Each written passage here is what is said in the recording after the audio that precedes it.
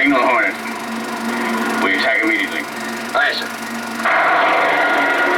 For 4 days in June of 1942, the American and Japanese navies fought the Battle of Midway. The history of the world since then was shaped by that battle. The drama, the crises of war have always provided material for writers and filmmakers, and Midway has stirred the imagination of many of them. But movie makers deal primarily in fiction. How then to go about dramatizing a conflict so overwhelming in scope and still holding close to the line of history? Well, in many ways. But one of the best is to consult with the people who were there. And that's our subject, the men of Midway.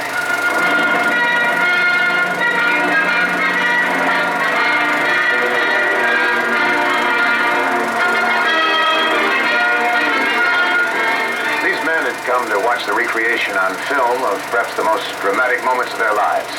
They were an intelligence officer, a dive bomber pilot, and a torpedo plane pilot from the carriers of Midway. Men who contributed mightily to an overwhelming and critical American victory. Midway was a strange battle. The opposing warships never came in sight of one another. It was a battle of aircraft carriers. Carriers launched their planes into combat from hundreds of miles apart. Some planes flew so far they ran out of fuel and fell into the ocean.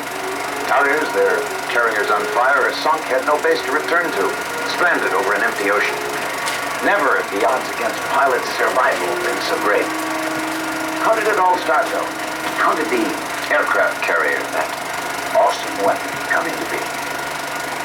In a famous test set up back in 1921, Brigadier General Billy Mitchell led his squadron of 7 land-based planes 100 miles out to sea on a mission to attack and try to sink the supposedly unsinkable captured World War I battleships.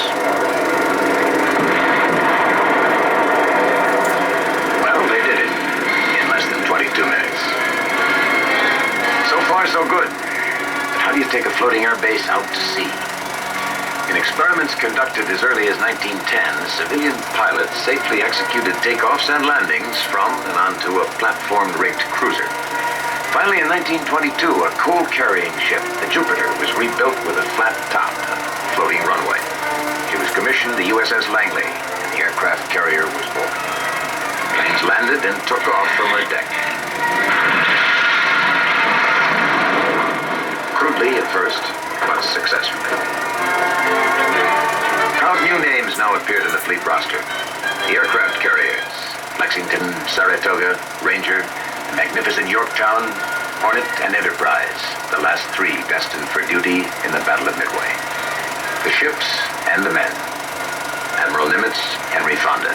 Admiral Halsey, Robert Mitchum. Admiral Spruance, Glenn Ford. Commander Rochefort, Hal Holbrook. Commander Jessup, Cliff Robertson. Captain Maddox, James Coburn. Commander Blake, Robert Wagner. And as Admiral Yamamoto, the renowned Japanese actor Toshiro Mifune.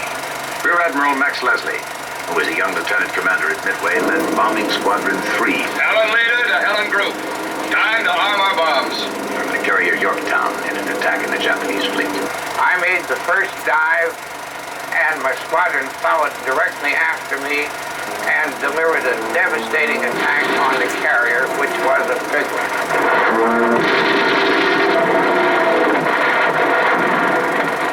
Joseph Rochefort, Captain, U.S. Navy, retired. Lieutenant Colonel C. We identified AF as being Midway. Right off the bat, everybody said no. Could you tell us how you broke the code that gave away the Japanese plans for Midway? If you had this flown to Midway, it's a fake message, Admiral, reporting that Midway's freshwater condense is broken down. Instruct Midway to include that in their housekeeping traffic tomorrow. Send us right away. There ain't nothing wrong with a freshwater condenser. Dabrowski, send it.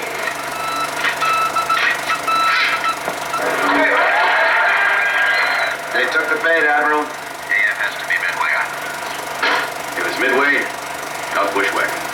The fact that our third visitor, George Gay, is here to talk to us at all today is a miracle. In the Battle of Midway, all 15 planes in Torpedo Squadron 8 were shot down.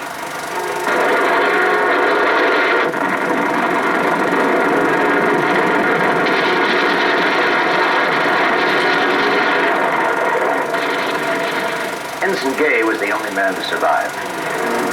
Going into the water, the was on fire, and I had already lost my gunner. We had a slight crosswind, and the right wing touched the water first. I kind of cartwheeled in.